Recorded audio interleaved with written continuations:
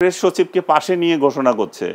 তো প্রেস সচিবকে পাশে নিয়ে যখন এই সরকারের গুণগান গাইবে কেউ বা একটা অর্গানাইজেশন জরিপ করবে, তাদের বুঝতে হবে যে এগুলার কোথায় অরিজিনাল, এদের প্রাণভ্রমরা কোথায় এবং কেন এগুলা করতেছে। ভারত থেকেই আমাদের এই হচ্ছে মুজিব হচ্ছে ভারতের চর, এইভাবে যেটা এখনো এরাও বলে মুজিব হচ্ছে ভারতের চর, এভাবে এরা এখনো মানে দুঃখে ফেটে যায়, ওদের কলজা ফেটে যায় যে কীভাবে এই সোনার পাকিস্তান থেকে আমরা পাকিস্তান থেকে আমরা আলাদা হয়ে গেলাম। না, আপনি তার প্রশংসা করছেন, কিন্তু তার স্বাধীনতায় সে অবদান সেটাই স্বীকার করে না। তার কি বাকিগুলো কি দরকার নাই? অবদান হচ্ছে যে এটা তো ফ্যাক্টস। আমি তো বইয়ের রেফারেন্স দিলাম, মুক্তিযুদ্ধের প্রধান মানে সংগঠক তাজউদ্দিন আহমেদের লেখা থেকে বললাম। সব নেতার অবদান যেমন আছে, তার রাজনৈতিক ইতিহাসের ভুলও আছে, দুটোই একসাথে বলতে হবে আমাদেরকে। সো গণতন্ত্রের মূল্যবোধ কি, আপনি তাকে ক্ষমতা দেবেন, না দিয়ে কি করলেন, একটা যুদ্ধ চাপিয়ে দিলেন, আমরা যুদ্ধ করতে গেলাম। তাহলে নির্বাচন, ৬৯-এর গণ অভ্যুত্থান, ৬৬-র ৬ দফা, ৭১-এর যুদ্ধ, সব কিছুর মুদ্রা চেতনার মূল জায়গাটা ছিল কি, এই রাষ্ট্রটা একটা গণতান্ত্রিক রাষ্ট্র হবে। শেখ মুজিব দেশে ফিরে এসে সরকারের দায়িত্ব নিলেন, শপথটা পর্যন্ত পড়েন নাই নিজে, তো সে সিংহাসনে বসছে, সে কিন্তু রাষ্ট্রের প্রেসিডেন্টের দায়িত্ব নেন নাই। দ্বিতীয়ত হইল ৭৩-এর নির্বাচনের সময় আওয়ামী লীগ এবং শেখ মুজিব যা বলেছে, ২৯৩টা সিট নিচ্ছে, জাসদকে পিটায়া পাটায়া কেন্দ্র থেকে ব্যালট হেলিকপ্টারে করে চুরি করে ঢাকা এনে গুইনা নির্বাচন ঘোষণা করছে। বঙ্গভবনে গিয়া বলছে দেশে কোনো বিরোধী দল নাই, শেখ মুজিব বলছে। যেই শেখ মুজিব বিরোধী দলের রাজনীতি করছে, যেই শেখ মুজিব 14 বছর গণতন্ত্রের জন্য লড়াই করে জেল খাটছে, সে ৭৩-এর নির্বাচনের পরে বলতেছে দেশে কোনো বিরোধী দল নাই। সেই শেখ মুজিব বাংলাদেশে ৪র্থ সংশোধনী করে বাকশাল জাতীয় দল কায়েম করছে। সেই শেখ মুজিব বাংলাদেশে সকল পত্রিকা গণমাধ্যম নিষিদ্ধ করে দিয়েছে। সেই শেখ মুজিব দেশের সকল রাজনৈতিক দল বিলুপ্ত করে দিয়েছে, ইনক্লুডিং আওয়ামী লীগকে সে বিলুপ্ত করে দিয়েছে। তাহলে যেই কারণে আমরা ৬ দফাকে আমাদের মুক্তির দলিল বলেছিলাম, যেই কারণে ৬৯-এর গণ অভ্যুত্থান হইল, যেই কারণে পূর্ব পাকিস্তান আওয়ামী লীগকে ৭০-এর নির্বাচনে মানুষ ভোট দিল, যেই কারণে আপনার ৭১-এর যুদ্ধ হইল, লড়াইতে এই তাজউদ্দিনের প্রবাসী সরকার সবাই মিলে যুদ্ধ করলো, তার প্রত্যেকটা ফাউন্ডেশন স্টোনকে এই শেখ পরিবার, শেখ মুজিব, আওয়ামী লীগ ধ্বংস করে দিয়েছে ৭২ থেকে ৭৫-এ। ঠিক একই জিনিস আপনি গত ১৬ বছরে দেখেন, মুক্তিযুদ্ধের চেতনা কি জিনিস। একটা রাষ্ট্র গণতান্ত্রিক হবে, এই রাষ্ট্রে স্বাধীন থাকবে, সার্বভৌম থাকবে, অথচ এই আওয়ামী লীগ দিল্লি প্রণব মুখার্জির সাথে মিটিং করে দালালির নির্বাচন করে ইলেকশন ইঞ্জিনিয়ারিং করে ২০০৮-এ ক্ষমতায় আসছে। এই আওয়ামী লীগ ২০১৪-তে একতরফা নির্বাচন করেছে, 18-তে রাতে করেছে, 24-এ দামি নির্বাচন করেছে। জাতীয় পার্টির মতো একটা জাতীয় নিরাপত্তা হুমকি এইরকম একটা দলকে সে বি টিম আকারে কাজ করেছে, যেই দলটা ৮১-তে হাসিনাকে এনে ৮২-তে নতুন কু করে দল বানায়া জিয়াউর রহমানকে হত্যা করে আওয়ামী লীগকে পুনর্বাসন করছে। তাহলে আপনি মুক্তিযুদ্ধের চেতনা কি জিনিস, আপনি অধিকারের লড়াই করেছে, তো শেখ মুজিব করেছে, 14 বছর জেলে ছিল। সেই অধিকারের প্রত্যেকটা ধারা উপধারা লঙ্ঘন করেছে হচ্ছে আওয়ামী লীগ গত 16 বছরে। মুক্তিযুদ্ধের চেতনা কি জিনিস, মুক্তিযুদ্ধের চেতনা হচ্ছে আপনি রাষ্ট্রে অর্থনৈতিক সাম্য কায়েম করবেন, মানবিক মর্যাদা কায়েম করবেন, সামাজিক সুবিচার ইনসাফ কায়েম করবেন। দেশের প্রত্যেকটা প্রতিষ্ঠান ধ্বংস করে দিয়ে এই রাষ্ট্রে কোথায় মানবিক মর্যাদা কায়েম হয়েছিল? আমাদের ন্যূনতম মানবিক মর্যাদা ছিল যেই রাষ্ট্রের RAB, police, DB, SB, DGFI, NSI রাত 2টার সময় উঠে দেশের নাগরিককে তুলে নিয়ে যায়, ৬,৫০০ ক্রসফায়ার করেছে, হাজার হাজার লাশের এখনো দিশা নাই। সেখানে মুক্তিযুদ্ধের চেতনা মানেটা কি? মুক্তিযুদ্ধের চেতনা মানে হচ্ছে আমার রাষ্ট্রটা সবার হবে। এই মুক্তিযুদ্ধের চেতনা মানে কি $234 বিলিয়ন বিদেশে পাচার করা? এই মুক্তিযুদ্ধের গল্প বলে বলে বাংলাদেশের 80% ভুয়া মুক্তিযোদ্ধা বানাইছে, 30 লাখের গল্প বানাইছে। এই মুক্তিযুদ্ধের চেতনা নামে আমরা শহীদদের একটা তালিকা করি নাই, ৬,৭৫৭ জন শহীদ মুক্তিযোদ্ধা ভাতা নেয়। তাহলে শহীদের 30 লাখের গল্প কতজন আসছে? বীরঙ্গনা 504 জনের তালিকা আছে মুক্তিযুদ্ধ মন্ত্রণালয়ে। আপনি 2 লাখ বীরঙ্গনার গল্প বলেন কেন? মিথ্যাচার দিয়ে কি রাষ্ট্রাচার হয়, রাষ্ট্র তৈরি হয়? তাহলে শেখ হাসিনা গত 16 বছর মুক্তিযুদ্ধের চেতনার নামে যা করছে, ঠিক তাই ছিল 6 দফার বিপক্ষে, ৭১-এর যুদ্ধের বিপক্ষে, ৭০-এর নির্বাচনের বিপক্ষে, ৬৯-এর গণ অভ্যুত্থানের বিপক্ষে। অতএব এই রাষ্ট্রের স্বাধীনতা সার্বভৌমত্বের সবচেয়ে বড় শত্রু হচ্ছে আওয়ামী লীগ। ফুয়াদ আরেকটা বক্তব্য বেশ ভাইরাল হয়েছে, আপনি বলেছেন মুক্তিযুদ্ধের সময় আওয়ামী লীগ বা কিংবা শেখ মুজিব কখনো যুদ্ধে অংশ নেননি, বিষয়টা একটু যদি খুলে বলতেন। একটু লম্বা লম্বা টপিক, এখন আপনি এই আলোচনা ঢুকবেন কিনা যদি বলতেন। বিষয়গুলো দেখেন যে কিসের ভিত্তিতে 25শে মার্চ যখন গোল table round table meeting fail করলো, সন্ধ্যার পরে ইতিমধ্যে ক্র্যাকডাউনের প্রিপারেশন চলছে। আওয়ামী লীগের নেতারা খবর পেয়ে গেছেন রাতে ক্র্যাকডাউন করবে। তাজউদ্দিন আহমেদের ডায়েরিতে পড়বেন লিখছে, তাজউদ্দিন আহমেদ 32 নম্বরে গেছে, গিয়ে বলতেছে মুজিব ভাই আমরা তো পালাইতে হবে কিছুক্ষণ পরে, তো আপনার একটা বক্তব্য, এবং সে একটা রেকর্ডার নিয়ে গেছে, কাগজ কলম নিয়ে গেছে, যে আপনি একটা বক্তব্য রেকর্ড করে দেন, আমরা তো ছিন্ন বিচ্ছিন্ন হয়ে যাব, দেশে যুদ্ধকে অর্গানাইজ করতে হলে আপনার একটা বক্তব্য লাগবে। সেটা দিতে অস্বীকার করেছে। এরপর বলছিল ঠিক আছে আপনি কাগজ কলম একটু লিখে দেন, লিখে একটু সাইন করে দেন, আমরা কি পড়বো আপনার পক্ষ থেকে, মানুষকে জানাবো, এটা প্রয়োজন আমিই পড়বো আপনার তরফ থেকে। সে বলতেছে আজকে ক্র্যাকডাউন হবে, আমি এটার বিরুদ্ধে প্রতিবাদ করে দিছি অলরেডি, এগুলো মেনে নেব না। 27 তারিখে হরতালের ডাক দিয়েছি, বাসায় গিয়ে নাকে তেল দিয়ে ঘুমা, 27 তারিখ হরতাল হবে। শেখ মুজিব 25 তারিখে পালানোর আগে সে 27 তারিখে হরতালের কর্মসূচি দিয়েছে। অবশ্যই পালিয়েছে। সে ক্যান্টনমেন্টের সাথে অ্যারেঞ্জমেন্ট করেই পালাইছে। ক্যান্টনমেন্ট থেকে গাড়ি আসছে, তার সুটকেস রেডি করে দিয়েছে তার ওয়াইফ, পুরো বর্ণনা আসছে হিস্ট্রির বইগুলোতে দেখেন, সে আসতে পালায় চলে গেছে। তো এই হলো শেখ মুজিবের যুদ্ধ। পরবর্তীতে দেখেন তাজউদ্দিন আহমেদের ডায়েরিতে এই কথা লেখা আছে, মুজিব ভাই আপনাকে তো কখনো বলতে পারলাম না যুদ্ধটা আমরা কিভাবে করেছি, কিভাবে অর্গানাইজ করেছি। শেখ মুজিব মুক্তিযুদ্ধের গল্প কোনোদিন 71-এর প্রবাসী সরকারকে ডেকে এনে জিজ্ঞেস করেন নাই, কোনোদিন জানতে চান নাই। বহুবার তাকে বলা হয়েছে, সে কোনোদিন মুজিবনগরে যায় নাই। তাজউদ্দিন আহমেদ বারবার রিকোয়েস্ট করছেন, বহুবার বলা হয়েছে যে আসেন মুজিব ভাই একটু আপনি বৈদ্যনাথ তলাটা দেখে আসেন, আমরা ওই পার থেকে পালায় এসে কিভাবে একটা মঞ্চ করে স্বাধীনতার ঘোষণাপত্র দিলাম, আপনাকে রাষ্ট্রপতি ঘোষণা করলাম, এটা তো আপনাকে দেখতে হবে। কোনোদিন যায় নাই সে সেখানে। অতএব সেই বাস্তবতায় দেখতে হবে যুদ্ধটা কারা অর্গানাইজ করছে। যুদ্ধ অবশ্যই তাজউদ্দিন আহমেদের নেতৃত্বে, বাকি যারা পালিয়ে গেছেন ভারতের সহায়তায়, এবং এই ব্যাপারে দ্বিমত আছে যে আমাদের প্রবাসী সরকার করাটা ভারতে ঠিক হয়েছে কিনা। সেক্টর কমান্ডাররা কিন্তু রাজি ছিলেন না। জেনারেল ওসমানী থেকে সবাই বলেছেন যে আমরা চিটাগং হিল ট্র্যাক্সে করব। যেমন ফুয়াদ আমরা কিছুটা ক্লিয়ার হয়েছে, একটু যদিও একটু জানতে চাই আমি আনিস আলমগীর কাছে, অনেক সময় বা দেওয়া আছে, অনেক সময় পাবেন উনি, অনেকক্ষণ বলেছেন ব্যারিস্টার আসাদুজ্জামান ফুয়াদ। মুক্তিযুদ্ধের ইতিহাস ঐতিহ্য, যদি ব্যারিস্টার আসাদুজ্জামান ফুয়াদের এই অভিযোগের কথা বলি, শেখ মুজিব শেখ হাসিনা শেষ করেছে ইতিহাস ঐতিহ্য, কি বলবেন আপনি? প্রথমে আমি বলবো যে ফুয়াদ একটা রাজনৈতিক দলের মহাসচিব, উনি যেভাবে বলছেন এটাতে আমার বলার কিছু না। ওনারা রাজনৈতিক দলের নেতা হিসেবে যা ইচ্ছা তা বলতে পারেন, আমরা বলতে পারি না। আমরা বলতে পারি না বললেই ফুয়াদ আশ্চর্য হচ্ছে, আমাকে কেন হত্যা করা হয়নি, যেটা আমাকে কেন গ্রেপ্তার করা হয়নি, আমি কিভাবে বেঁচে আছি, যেটা নিউ ইয়র্কে পলাতক একটা ইউটিউবার প্রতিদিন এগুলো বলে বেড়ায়, আমি জানি না তার সাথে কীভাবে এই সুর মিলে গেল। সে প্রতিদিন ভিডিও বানায়। আনিস আলমগীর কেন এখনো বেঁচে আছে, তাকে হত্যা করা হয় না কেন?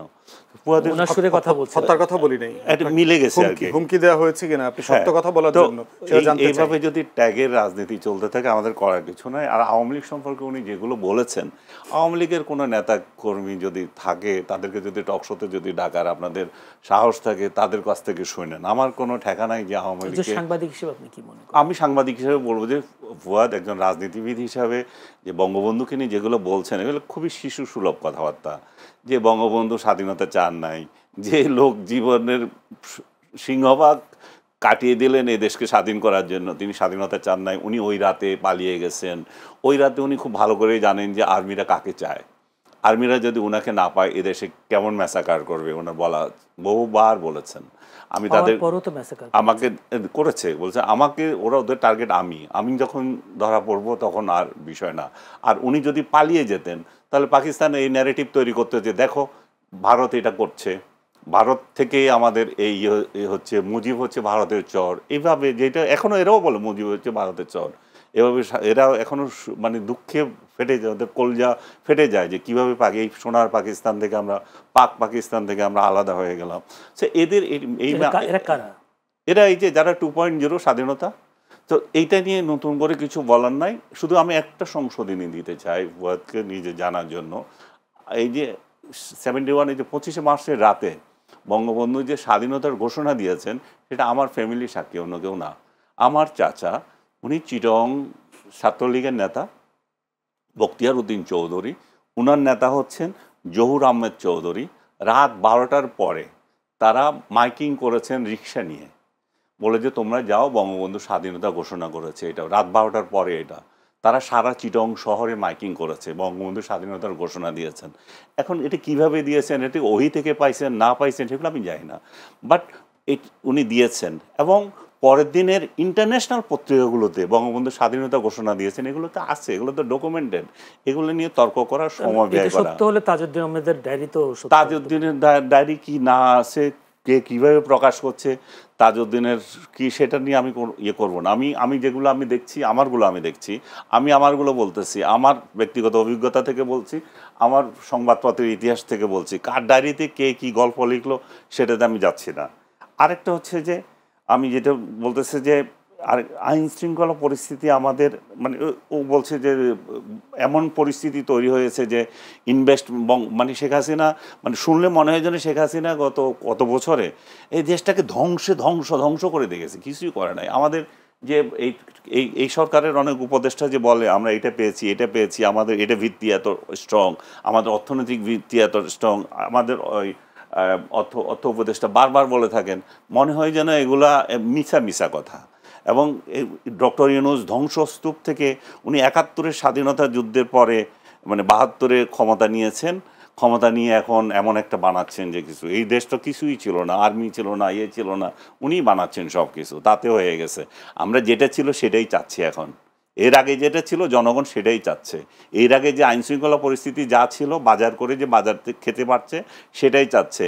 এর আগে যে পরিস্থিতি ছিল বা নিজের বাড়িতে শান্তিপূর্ণ ঘুমানোর যে অধিকার সেটাই চাচ্ছে।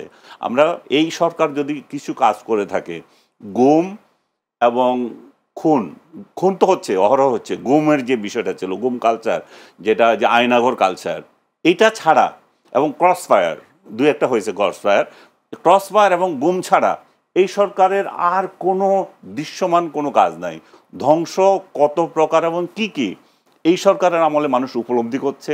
সমাজকে যে টুকরা করে দিয়েছে, একজনের ভাই লাগাচ্ছে, রাজনৈতিক ঘরে রাজনীতি লাগিয়ে দিয়েছে, এই সরকারই সব করেছে। এখন এই বলছিলেন যে গতকালও একটা অর্গানাইজেশন দিয়েছে যে ৭৮% তার সরকারের মানে প্রশংসায় মানুষ উচ্ছ্বসিত। ওই অর্গানাইজেশনের একজনের সাথে কথা হয়েছে, আমার ভাইয়ের কথা হয়েছে, তারা বলছে যে প্রথম আলো তাদের এই রিপোর্ট যেটা, সেটাকে বিকৃত, তারা বুঝেই নাই এটা কিভাবে উপস্থাপন করেছে, সেটাতে একটা হচ্ছে মানে ভুয়া বলে তারা প্রমাণিত, ভুল তথ্য, মানে কিভাবে জরিপ করতে হয় সেই বিশ্লেষণ তারা করতে পারে না, সেই কারণে এটা হয়েছে। আরেকটা বিষয় হচ্ছে যে এত হাস্যকর, আমি ওইটাকে আরো বলবো যে সেটা প্রেস সচিবকে পাশে নিয়ে ঘোষণা করছে। তো প্রেস সচিবকে পাশে নিয়ে যখন এই সরকারের গুণগান গাইবে কেউ বা একটা অর্গানাইজেশন জরিপ করবে, তাতে বুঝতে হবে যে এগুলার কোথায় অরিজিনাল, এদের প্রাণভ্রমরা কোথায় এবং কেন এগুলা করতেছে। বাংলাদেশের আইন শৃঙ্খলা যখন এই পরিস্থিতিতে, এবং বলছে যে আমাদের রিজার্ভ আসছে কিন্তু আমাদের ইনভেস্টমেন্ট হচ্ছে না, বাইরে থেকে আসছে না, বাইরেরটা বাদ দেন রে ভাই। আপনার আশেপাশে আপনি জিজ্ঞেস করেন যে আপনার বন্ধু বান্ধব যারা আছে তারা ইনভেস্ট করছে কিনা, তারা তো করছে না। কেন করবে?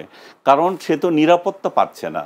ওইখানে তো চাঁদাবাজরা যাচ্ছে, ওখানে বিএনপির চাঁদাবাজ যাচ্ছে, জামাতের চাঁদাবাজরা যাচ্ছে, অন্য তো এনসিপির চাঁদাবাজরা যাচ্ছে। এত চাঁদাবাজকে দিয়ে তো সে ব্যবসা করতে পারবে না। আগে তো একটা চাঁদাবাজির একটা কোটা আছে যে আমি কত % চাঁদা দেবো, এখন তো 3 গ্রুপ আসতেছে, তারপরে এক দলেরও আবার 3 গ্রুপ যায়। আমি কথা বলতেছি যে ভাই বিএনপি থেকেই যায় 3 গ্রুপ, কারে চাঁদা দেবো, কীভাবে করতে? এখন ইনভেস্টমেন্ট না করে তারা এইভাবে বসে আছে, এই জন্যই বসে আছে। এই জন্যই আমরা চাচ্ছি যে যেই দলই আসুক, একটা ফেব্রুয়ারিতে যে আপনারা নির্বাচনের তালবাহানা করেন না, ফেব্রুয়ারিতে নির্বাচনটা দিয়ে দেন, ডক্টর ইউনূসকে সহায়তা করেন যে একটা নির্বাচন দিয়ে একটা নির্বাচিত সরকার আসুক, দেশের মধ্যে একটা শান্তি যাতে আমরা চাই যে যেই রাজনৈতিক দলকে জনগণ পছন্দ করে, সেটা যেই আদর্শের হয়ে থাকুক, জনগণের ভোটে আসবে তারা, কিন্তু আপনারা নিশ্চিত করেন যে ভোটটা যাতে ফেয়ার হয় এবং মানুষ যাতে নিরাপদে ভোট দিতে পারে। আরেকটা বিষয় আপনারা তো ধরেই নিয়েছেন, জামাত আপনারা ছাড়া তার কাউরে আনবেন না, তবুও সুখে থাকে না আপনারা। আওয়ামী লীগের ভোট দিয়েন না, জামাতকে ভোট দিতে দিয়েন না, জামাত না, জাতীয় পার্টিকে ভোট দিতে দিয়েন না, নিজেরা ভোট করে তবু একটা সরকার আনেন, তবু একটা চেহারা আমরা দেখি যে কী ধরনের সুখের নহর আপনারা কিভাবে বয় দিতে পারেন। সেই জিনিস জাতির একটু জানার দরকার আছে। জাতি এটা এই জন্যই চায় যে তারা যে পরিস্থিতিতে পড়েছে, যেটা যে 5 আগস্টের পর থেকে যারা যে মানে আগে ইয়েতে ছিল, এটা বলে কড়াইতে ছিল, তারপর এখন আগুনে পড়ে গেছে, এই পরিস্থিতি থেকে মানুষ উত্তরণ চায়, জনগণ উত্তরণ চায়। জনগণ, আপনারা রাজনীতি করেন, আপনাদের আরো বেশি বেশি বোঝা উচিত জনগণ কি চায়। জনগণ তো বলতেছে, আপনারা জনগণের কাছে যান না, হয়তো জনগণের কথা শুনেন না, আপনারা হয়তো একতরফা শোনেন, হয়তো আপনারা আরেকটা শ্রেণী আছে, ওই শ্রেণীর কাছে যান না, আপনারা ওই গল্পই শুনতে চান যে গল্প আপনাদের ভালো লাগে, যে ডক্টর ইউনূস শান্তিতে রেখেছে আমাদেরকে, ডক্টর ইউনূসের পরে আমরা যারা ক্ষমতায় আসবো তারাও শান্তিতে নহর বইয়ে দেবো।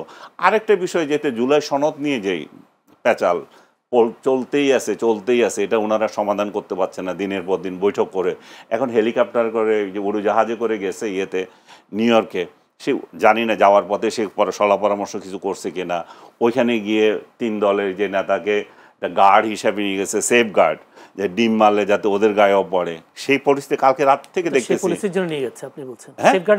সেফ গার্ড কালকে রাতেই তো দেখতেছি, সেটা দেখা যাচ্ছে যে আওয়ামী লীগ বিএনপি রাস্তায় নেমে ইয়ে করছে। আগে এটা আওয়ামী লীগে করতো, এখন বিএনপি বলতেছে আমাদের মহাসচিব আসতেছে, সো আমরা তো ছেড়ে দেবো না আমাদের মহাসচিবকে অপমান করা। সো মুখোমুখি বাংলাদেশকে বহির্বিশ্বেও নিয়ে গেছে, এক ধরনের ঝগড়া ফ্যাসাদের জাতি আমরা, এটা এখন ইন্টারন্যাশনালি নিয়ে গেছে। এবং ডক্টর ইউনূস সুচারুভাবে এটা তার যাওয়ার বিদায় বলে, আমি জানি না বিদায় কিনা, মানে তার শেষ বলতে পারি এটা। বিদেশে কেন বলছেন? শেখ হাসিনার সময় তো আমরা দেখেছি শেখ হাসিনা নিউ ইয়র্ক গেলে সেখানে বিএনপির আন্দোলন আমরা করছে, আবার বিএনপিও করছে, বিএনপি যখন খালেদা জিয়া ক্ষমতায় ছিল তখন করছে, আমি নিচে চোখে দেখে এসেছি এই কালচার। কেবল ডক্টর ইউনূসকে দোষ দেওয়া তো ঠিক না, ডক্টর ইউনূসকে দোষ দেওয়া যে এই লেভেলে ছিল না, কারণ হচ্ছে যে ওই সময়ে তারা দেশে অন্তত কথা বলতে পারতো রাজনৈতিক দলগুলো, এখন তো এখানে তো কথা বলার কোনো শক্তি নাই দেশের মধ্যে বিরোধীদের বা বিএনপি আওয়ামী লীগের। তো তারা সর্বোচ্চ প্রয়োগটা তাহলে বাইরে করছে, এবং বাইরে তারা যে রাজনৈতিক দলগুলো যে দোকান খুলে রেখেছে, সব কটা রাজনৈতিক দল, এগুলো কিন্তু সাংবিধানিকভাবে এটাকে অ্যালাউ করে না, আমাদের আরপিওতেও এটা অ্যালাউ করে না, কিন্তু ওনারা এটা খুলেছেন বিশেষ প্রয়োজনে। এখন মনে হচ্ছে যে এটা যথার্থই ছিল, তাহলে কারণ হচ্ছে দেশে যখন কথা বলতে পারি না তাহলে বিদেশে কথা বলবো। আমি জুলাই সনদের কথা বলছিলাম, যে ওনারা যে সনদটা তৈরি করছেন, যে পবিত্র গ্রন্থ বানাচ্ছেন, সেই পবিত্র গ্রন্থ লিখিত থাকলে হবে, এটা ধারণ করবে কে? এই চোর বাটপার যদি একই রকম থাকে, যদি এই কর্তৃত্ববাদী শাসন একই রকম থাকে, যদি আমাদের মেন্টালিটি এটা থাকে যে বিরুদ্ধ মত কেন আছে, তাকে কেন জেলে ধরা হয় না, তাকে কেন মারা হয় না, তো তাহলে এই পবিত্র বাণীগুলো তো দরকার নাই, এগুলো সব আবর্জনা হয়ে থাকবে। ধন্যবাদ আনিস আলমকে। ব্যারিস্টার আসাদুজ্জামান ফুয়াদ, একটি অভিযোগ তিনি করেছেন, বিগত আওয়ামী লীগ সরকারের আমলে শান্তিপূর্ণ ঘুমের অধিকার ছিল, নিত্য প্রয়োজনীয় পণ্য জনগণের সহনীয় পর্যায়ে ছিল, কি বলবেন? সবসময় ছিল না, বাট কিনে এটা ছিল যে কিনে শান্তিপূর্ণ ঘুম যেতে পারতো, ঘুমাইতে পারে। আরেকটা হচ্ছে যে দ্রব্যমূল্য আওয়ামী লীগ আমলেও কিন্তু অনেক বেশি ছিল, কিন্তু যেটা ভালো যে জিনিসটা ছিল, আমি যে 200 টাকায় জিনিস একটা কিনে বাড়িতে নিয়ে যেতে পারছি, আর এখন 150 টাকা কিনে আমি বাড়িতে নিয়ে যেতে পারছি না, লাভ ক্ষতি এবার আপনি হিসাব করেন। যদি একটু প্রথম কথা হচ্ছে, আনিস ভাইকে শুরুতে যেটা জিজ্ঞেস করেছি, এটা উনি 2 মিনিট হুমকি আকারে নিয়েছেন। আমি যেটা বলেছি যে আপনি দ্বিমত প্রকাশ করার কারণে আপনাকে কেউ হুমকি দিচ্ছে কিনা এটা আমি জানতে চাই, কারণ এটা আমিও প্রতিবাদ করব। তো আনিস ভাইয়ের অলমোস্ট সব কথার সাথে আমার দ্বিমত আছে। একটা দুটা চাঁদাবাজির কথা বলছেন, এটা জেনুইন কথা, ফেব্রুয়ারিতে ভোট হওয়া উচিত, এটার সাথে একমত, আমার দল ফেব্রুয়ারিতে নির্বাচনে যাবে।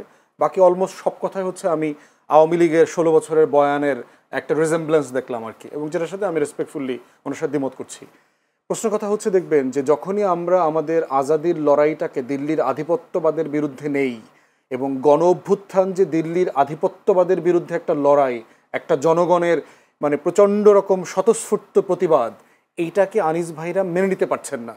এবং ওনারা দেখবেন একটা অভিযোগ করেন প্রায়, যে আমরা এইটাকে 71-এর মুখোমুখি করছি, এইটাকে আমরা 47 মনে করতেছি। আপনি আপনি ইন্টারভিউ করেন না? আমি তো গ্রামে গত 1 সপ্তাহ গ্রামে কাটায় আসলাম, আমাদের গ্রামে যাওয়ার জন্য বলছে, কারেক্ট অ্যাডভাইস, রেগুলার যাচ্ছি, এবং ওনাদের থেকে গ্রামে গঞ্জে সাধারণ মানুষ চরে টরে গিয়ে টিয়ে সব জায়গাতে কথাবার্তা বলছি। গ্রামের মানুষদের ভিতরে কি আসলে এই জিনিসগুলো এইভাবে কাজ করে? এভাবে কাজ করে না তো, ওনারা বাংলাদেশকে এইভাবে দেখে না। আওয়ামী লীগের চোখ দিয়ে বাংলাদেশকে যেভাবে দেখা হচ্ছে, দেশের মানুষ বাংলাদেশকে এইভাবে দেখেন না। অতএব সেই জায়গাতে দিল্লির আধিপত্যবাদের বিরুদ্ধে লড়াইয়ের কথা বললেই একাত্তরকে ছোট করা হয়, শেখ মুজিবের গ্লোরিয়াস পিরিয়ডের কথাও তো বললাম, 14 বছর গণতন্ত্রের জন্য লড়াই করেছেন, কিন্তু উনি শেষের জীবনের যে 3.5 বছর যা করেছেন, হিস্টোরিক্যাল রেকর্ড, যে উনি তো এগুলো করেছেন। এখন প্রশ্ন হচ্ছে তাহলে কি ওনার আগের মহত্ব শেষ হয়ে গেছে? না, আগের মহত্ব আগের জায়গাতে আছে, কিন্তু শেষে যা ক্ষতি করেছেন রাষ্ট্রের, সেটাও আমাকে বলতে হবে। রাষ্ট্রের দায়টা এরকম, কারণ কোনো রাজনৈতিক নেতাকে আমরা নবী মনে করি না। না, আপনি তার প্রশংসা করছেন, কিন্তু তার স্বাধীনতায় সে অবদান সেটাই স্বীকার করেন না। তার কি বাকিগুলো কি দরকার নাই? অবদান হচ্ছে যে এটা তো ফ্যাক্টস। আমি তো বইয়ের রেফারেন্স দিলাম, মুক্তিযুদ্ধের প্রধান মানে সংগঠক তাজউদ্দিন আহমেদের লেখা থেকে বললাম। এখন তার লেখা যদি আপনার যাত্রার ডায়েরি মনে হয়, আপনি ছোটবেলায় আপনার চাচার কাছ থেকে কি শুনেছেন, এটা বেশি গুরুত্বপূর্ণ মনে হয়, that's for the listeners and the viewers too. ধন্যবাদ ব্যারিস্টার আসাদুজ্জামান ফুয়াদ। আমরা বোধ করছি যে এই লড়াইটাকে এটার সাথে ওটা জাজ করা উচিত না। প্রত্যেকটাই আমার ইতিহাসের গুরুত্বপূর্ণ লড়াই, এবং এই দিল্লির আধিপত্যবাদের বিরুদ্ধে যে লড়াই, এই লড়াইটা আমাদের লড়াইয়ের জায়গা থেকে মেনে নেওয়া দরকার। কেউ বলে নাই, জুলাই অভ্যুত্থানের কোনো ব্যক্তি বলে নাই যে তারা 71কে ছোট করে দেখতে চায়, তারা 47 অস্বীকার করে, তারা শেখ মুজিবকে অস্বীকার করছে, ভাসানীকে অস্বীকার করছে, কেউ বলছে না। আবার তারা এটাও বলছে না যে অমুকের থেকে বড় নেতা। সব নেতার অবদান যেমন আছে, তার রাজনৈতিক ইতিহাসের ভুলও আছে, দুটোই একসাথে বলতে হবে আমাদেরকে।